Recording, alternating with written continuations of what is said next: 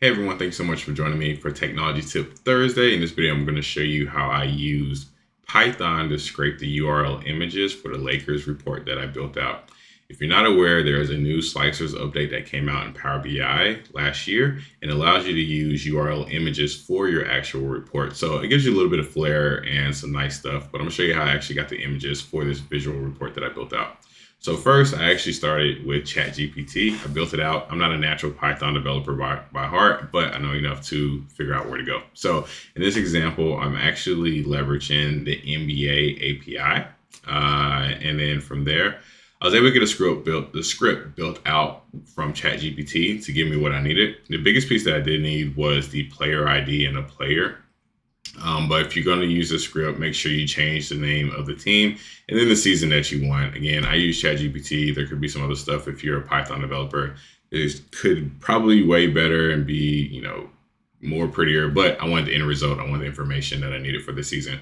So the biggest piece is I have the output just showing that I have the player ID and the player name. And then I was able to actually connect directly to the Python script within Power BI desktop. So again, I'm doing a local version of this. If you're doing something in Fabric or if you're doing some other instances where you need to refresh on the cloud, make sure whatever server instances that you're using allows you to connect to that NBA API without any error. So make sure you're good to go there. Right now, again, I'm doing this locally. So this is just this particular example. And if you have not already connected to Python, make sure you go to more and select Python. And then from there, you'll see a Python script selection, so you'll be able to input it.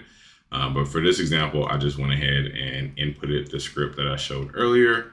And then now I have all the columns and rows, and then you have your standard Power Query that you're used to seeing. One thing that I need to do is make sure that I built out the actual URL itself using a player ID. So if you actually go to NBA.com, you can see that there's a actual URL link that you can use, but you need the player ID at the end of it. So you have your just really static image, but then you have to insert the player ID into it. So what I ended up doing was coming in here and just creating a custom URL script. Probably could have done it in Python at the source itself, but I did it in Power Query just for this particular example. And basically I have the script and then I have the player ID, and then I made sure I put .png because that's the actual extension of it. And then from there, I did some other stuff that's not really necessary for this. But then once I close it out, I made sure that my actual image is now a URL image. And then I added it into the slicer itself.